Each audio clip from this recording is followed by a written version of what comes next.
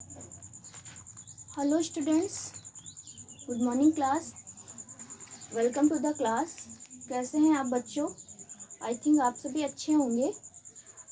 10th class है, तो आज हम आपको आचार्य रामचंद्र शुक्ल की जो निबंध है मित्रता, उसका सारांश बताएंगे। क्योंकि इतना बड़ा चैप्टर पढ़ना तो नहीं हो पाएगा वीडियो में, तो हम मित्रता जो निबंध है उसका थोड़ा सारांश आप लोग को बता देंगे। बच्चों आप लोग समझना, ठीक है? तो सच्चे मित्र, मित्रता निबंध में शुक्ल जी ने कहा है कि सच्चे मित्र और मित्रता क्या होती है, इसका उद्देश्य क्या होता है, एक सच्चे मित्र में कौन कौन से कर्तव्य होने चाहिए, इसके बारे में शुक्ल जी ने बताया है। एक सच्चे मित्र का चयन एक बहुत बड़ी समस्या है।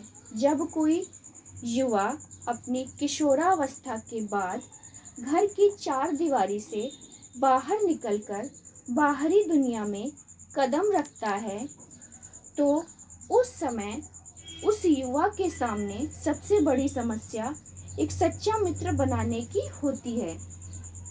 यदि वह थोड़ा सामाजिक है, बोलचाल में कुशल है, तो शीघ्र ही उसकी जान पहचान बहुत से लोगों से हो जाती है और उसमें से कुछ उसके मित्र भी बन जाते हैं। लेकिन जब वह युवा दुनियादारी में कदम रखता है, तब उसे समाज व संसार का कोई अनुभव नहीं होता। उस समय उसका मस्तिष्क व मन बिल्कुल निर्मल कोमल सा होता है। उसका व्यक्तित्व बिल्कुल कच्ची मिट्टी की मूरत के समान होता है, जिसे हम किसी भी रूप में ढाल सकते हैं। तो लेखक कहते हैं, ऐसे लोगों से भी मित्रता अच्छी नहीं जो अधिक दृढ़ संकल्प के हो, क्योंकि वह उनकी बातों का विरोध नहीं कर सकते। मतलब कोई अगर बहुत ही दृढ़ संकल्प कि उसने जो बोल दिया है वो आपको करना ही करना है, तो ऐसे लोगों से मित्रता नहीं रखनी चाहिए। क्योंकि जब वो कुछ बोल देंगे तो आपको करना पड़ेगा, बिना कुछ सोचे समझे आपको वो काम करना पड़ेगा।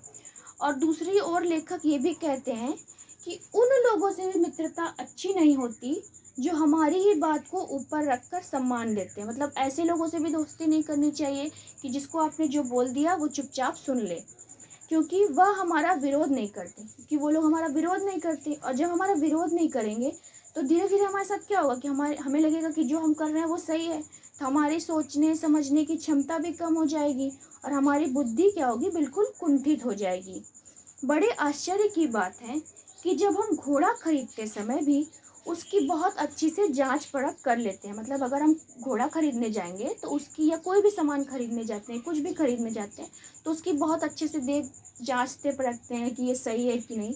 लेकिन जब हम अपने किसी से दोस्ती करते हैं, मित्रता करते हैं, तो ना तो हम उसके आचरण के बारे में जानते हैं, ना हम उसके व्यवहार के बारे में जानते हैं। बिना किसी के जांच के हम उससे दोस्ती कर लेते हैं।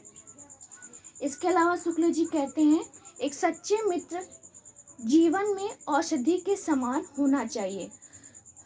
मतलब अगर आपके जीवन में कोई सच्चा मित्र है तो वो आपके जीवन में एक औषधि के समान होना चाहिए, जिसमें वैद्य जैसे कुशलता और परखता होनी चाहिए।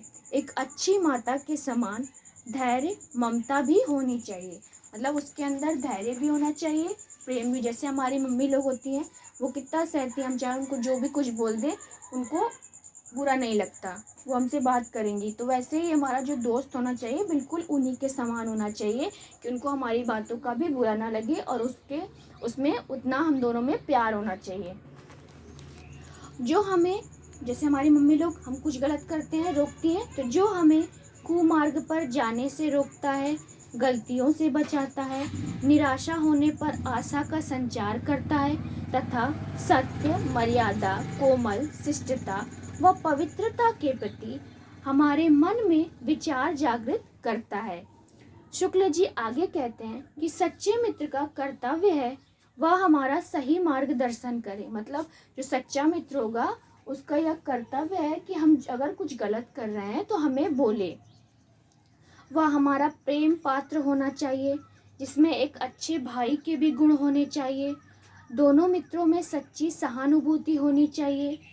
एक दूसरे के सुख दुख को अपना माने। मतलब अगर कोई सच्चा मित्र है तो किसी को दुख होगा, मतलब एक को दुख होगा तो दूसरे को भी दुख होगा। एक की हानि से दूसरे को भी हानि महसूस होना। अगर दोस्त हैं, मान लीजिए उसकी हानि हुई, आपकी नहीं हुई, पर क्योंकि हमारे दोस्त की हुई है तो अपनी दूसरों की हानि को भी अपना समझे। जो दूसरों की बुराई, बनाव, श्रृंगार व नशा आदि के आदतों से घिरे होते हैं, ऐसे लोगों से हमें भूल कर भी मित्रता नहीं करनी चाहिए। जो दूसरों की हमेशा बुराई करते रहते हैं, बनावटी होते हैं, नशा करते रहते हैं, आदि बुरी आदतों से घिरे होते हैं, तो ऐसे लोगों से कभी भी भूल कर भी दोस्ती नहीं करनी चाहिए।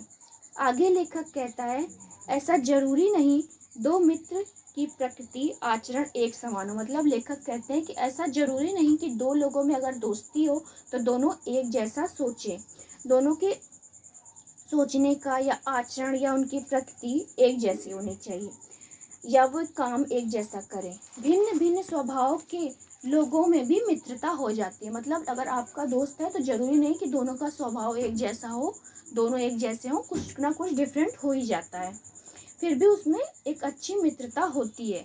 जैसे आपको उदाहरण के तौर पे बता रहे हैं कि श्री राम हैं तो वो कितने धीर, गंभीर और शांत थे, लेकिन जो वही लक्ष्मण थे तो वो कितने गुस्सैल थे, उग्र स्वभाव के थे, फिर भी दोनों भाइयों में कितना घनिष्ठ प्रेम था।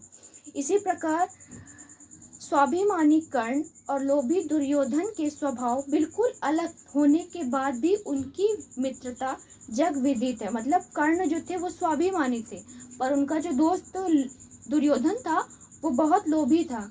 दोनों के स्वभाव तो अलग अलग हुए, पर उनकी मित्रता आज भी लोग अगर मित्रता का एग्जाम्पल देते हैं तो उनकी ही एग्जाम्पल देते हैं। कुछ लोग यह भी सोचते हैं कि जो गुण हम में नहीं वे गुण हमारे मित्र में होने चाहिए। कुछ लोग ये भी सोचते हैं कि जो गुण हमारे में नहीं है, जो अच्छाई हमारे में नहीं है, वो हमारे दोस्तों में होनी चाहिए। शुक्ल जी आगे कहते हैं, कुसंगति एक सबसे बड़ा दुर्गुण है। मतलब जो अगर हम बुरी संगत में पड़ गए तो ये बहुत दुर्गुण है। मतलब इसका कोई हल नहीं। अगर हमने एक बार बुरी संगत में पड़ लिया तो हम उसमें फंसते चले जाएंगे। इसलिए कुछ भी करने से पहले, कोई भी मित्र बनाने से पहले हमें 100 बार सोचना चाहिए।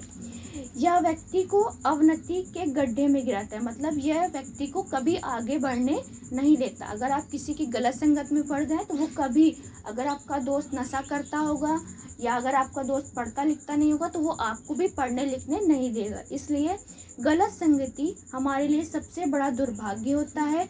यह व्यक्ति को कभी भी आगे बढ़ने नहीं देता। क्षण भर का भी कुसंग व्यक्ति को पतन की तरफ ले जाता है। मतलब थोड़े समय के लिए भी अगर आपने किसी के साथ गलत संगत में फंस गए तो वो आपको एकदम नीचे की ओर ले जाएगा। जबकि अच्छी संगति से व्यक्ति दिन प्रतिदिन उन्नति करता रहता है, उसका चरित्र उज्जवल होता जाता है। अतः हमें बुरे लोगों की संगति से बचना चाहिए तथा उत्तम चरित्र, सच्चे, ईमानदार, विवेकशील लोगों के साथ रहना चाहिए तथा ऐसे ही लोगों से हमें मित्रता करनी चाहिए। आई थिंक बच्चों आप लोगों को थोड़ा बहुत तो सारांश समझ में आ गया होगा। कल हम आचार्य रामचंद्र शुक्ल की जीवनी लिखवा देते हैं। तो आज के लिए बस इतना ही। कल फिर मिलते हैं एक नए वीडियो के साथ। तब तक घर में रहिए, सुरक्षित रहिए, अपना और अपने घर वालों का ख्याल रखिए।